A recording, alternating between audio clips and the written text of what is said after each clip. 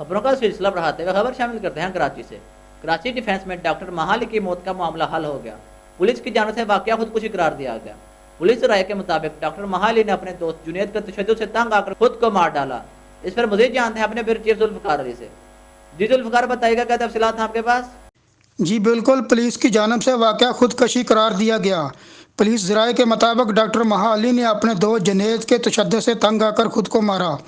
S S P south Shiraz Nazir کے مطابق پراسرار موت کے حوالے سے 4 روز سے جاری پولیس تفتیش مکمل کر لی گئی ہے۔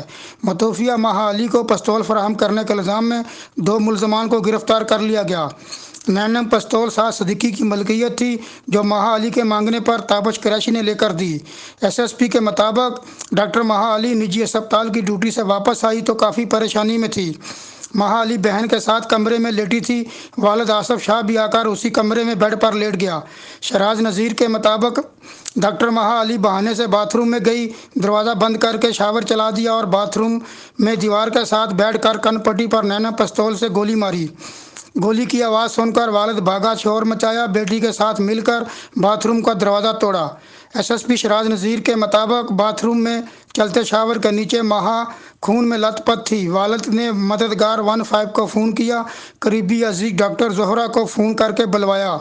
ڈاکٹر مہالی کو اسپتال منتقل کیا گیا، مگر چند گھنٹوں کے علاج کے دوران چل بسی۔ ایس ایس پی کے مطابق گولی سر کے پار ہو کر دیوار میں پیوست ہو گئی۔ پولیس نے شواہد حاصل کر لیے۔